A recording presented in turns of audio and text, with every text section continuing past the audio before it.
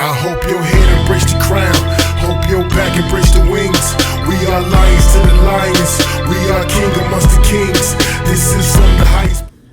Yo, what up? This is Linus. This is my Boxing Weekly show.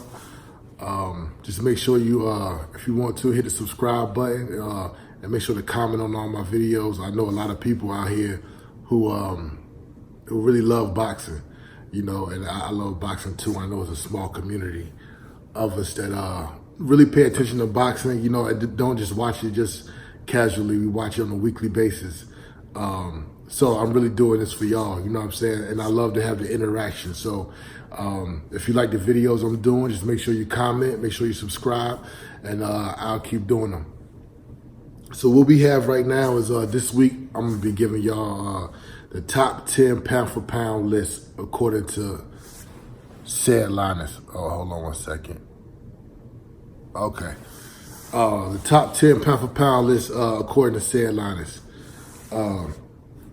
So coming in at number 10, I got Manny Pacquiao. And I got Manny Pacquiao, he's coming off of a brilliant win against Keith Thurman. And he looked younger than I probably seen him look in the past maybe 8 years.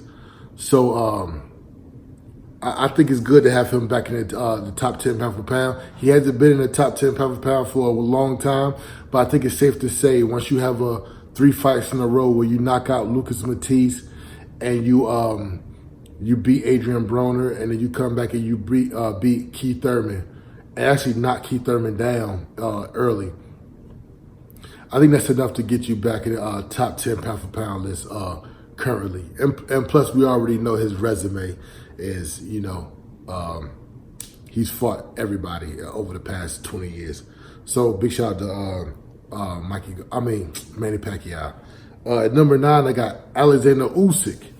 And I've only seen him fight a couple of times, but I think it's good when we make these pound for pound lists to kind of spread the love, so to speak, the different weight classes. Now, Usyk is somebody he's cruiserweight. Went a couple times at cruiserweight. He retired Tony Bellew last time they fought, his last fight, and now he's going to be moving up to the heavyweights. So it'll be interesting to see how he fares as a heavyweight. So he could look good as a heavyweight. He could look bad. If he looks good as a heavyweight, he can move further up the list. If he looks bad as a heavyweight, then we'll probably see him trickle off of the list. So, but right now at number 9, I got Alexander Usyk. Number 8, Jamal Charlo. Jamal Charlo is undefeated. He's still a knockout artist, and he just beat Brandon Adams for it was a WBC belt. And Brandon Adams, we know him from the Contender, who fought very well on the Contender. And Jamal Charlo just boxed him and just did a great job. I would love to see Jamal Charlo get in there with a Canelo, or get in there with a Triple G and Demetrius Andre. I know there's a lot of boxing politics that come in the way that won't allow that to really happen. But I think those fights will really show us whether or not if he's a top 10 pound for pound mainstay, or whether he's just breezing by in his top 10 list. But I got him at number 8 right now. Number 7, I got Mikey Garcia. Now, we can't penalize Mikey Garcia for stepping up virtually 2 weight classes to fight Errol Spence. And you know what? He didn't get knocked out by Errol Spence. He fought the whole fight. And you know, it was a one-sided fight. I was there. I was out there in Texas at the Cowboy Stadium for the fight. So, but Mikey Garcia, he dared to be great, and that's something that a lot of boxers aren't doing nowadays. So I don't want to. I think he was. I had a top 5 pound for pound before the Errol Spence fight, so I dropped him down a little bit. But you know, rumors are that he might be fighting Danny Garcia.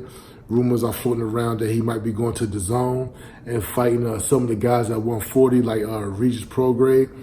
So we'll see what happens. But right now, number 7, I got Mikey Garcia. Number 6, I got Triple G. Triple G, so he fought Steve Rose and knocked him out. but Steve Rose was virtually somebody that was unknown. And I always look at Triple G as a guy who could very well be #1 pound for pound. But I just think there's a lot of tough fights out there that is just not being made for him. Now, that's whether his team, I'm not going to put it on Triple G himself. I just think his team, it seems like they're saving him for Canelo over and over again. But he is scheduled to fight Derevyanchenko coming up. I don't know what month they're fighting, but that's a tougher fight for him. I still expect him to get the win, but that's a tougher fight for him than we've seen in the past. So that'll be a good test for him. But, he fought against Danny Jacobs. I thought he lost it. I thought he beat Canelo in the first fight. Thought he lost to Canelo in the second fight. But, he still has a bunch of knockouts. He still reigned at 160 for a very long time. So I still got him coming in at number 6. Okay, so number 5, I got Deontay Wilder, the Bronze Bomber. He's bringing that Mike Tyson effect back to boxing where a person has one-punch knockout power. You see what he did to Dominic Breazeale. And then this year, he has his year planned out for him with another fight with Luis Ortiz and then a rematch. I'm not sure what it is, but I think they said January with Tyson Fury. Now, just announced today, Anthony Joshua and Andy Ruiz will be having a rematch December 7th in Saudi Arabia. So look at this. So Andy Ruiz and Anthony Joshua are having a rematch in Saudi Arabia December 7th. Now, if Wilder is fighting Tyson Fury in January and Andy Ruiz is fighting Anthony Joshua in December, if Andy Ruiz wins and Deontay Wilder wins, there could be a very, very big unification fight between Andy Ruiz and Deontay Wilder later on in 2020. Now, that's the reason why I'm going for Andy Ruiz, because I know if Anthony Joshua wins and gets his belts back, then we're going to have that old stalemate and the contracts and people can't agree on a lot of stuff. But if Andy Ruiz is fighting against Deontay Wilder and all the belts are on the line, they both under the same stable. They both with PBC and Al Heyman. So that fight could be made pretty easily. So Deontay Wilder's at number 5. Number 4, I got Lomachenko. Lomachenko, he has one loss against Orlando Salido, but ever since then, he's been pretty unblemished. He did fight against Jorge Linares, which I had him down by a round or 2 before he knocked him down, or knocked him out rather. But Lomachenko is just somebody who has great footwork, great hand speed, and he's a really good fighter. So I got Lomachenko coming in at number 4. Number 3, I have Terrence Crawford. He moved up to welterweight, beat Jeff Horn. He beat Amir Khan. But something has to happen. There's all the good welterweights on the PBC side, and he's fighting guys that we know that he can beat. We need to have some sort of way for PBC and Top Rank to work together to get Terrence Crawford some better fights in the welterweight division. I would love to see him fight against a Danny Garcia and some of these other guys, or even a Mikey Garcia. So we'll see what happens with that. But Terrence Crawford, a great fighter. The big fights, everybody want to see him fight against Spence.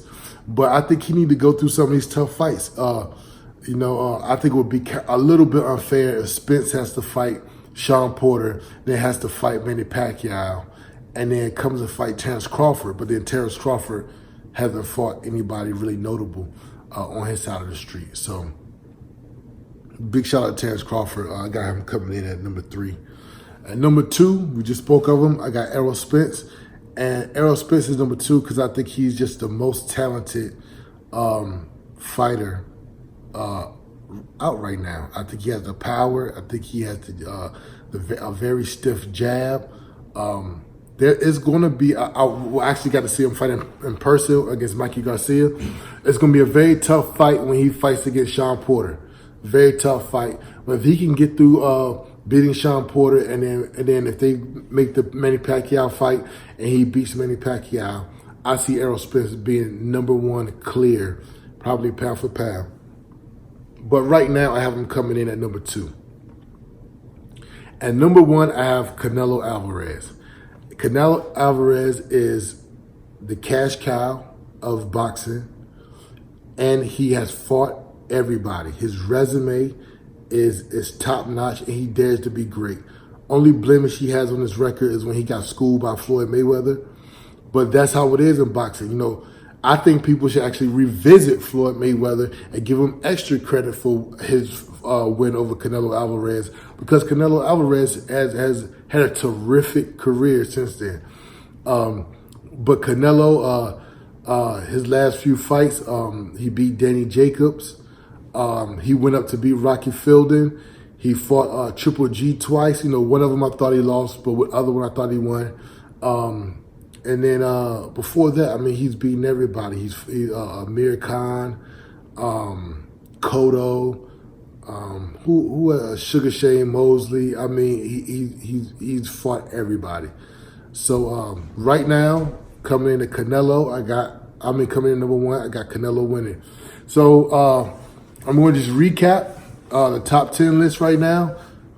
So we got Mikey Garcia coming in at number 10, Alexander Usyk coming in at number 9, Jamal Charlo at number 8, Mikey Garcia at number 7, Triple G at number 6, Deontay Wilder at number 5, Lomachenko at number 4, Terrence Crawford number 3, Errol Spence at number 2, and number 1 we got Canelo Alvarez.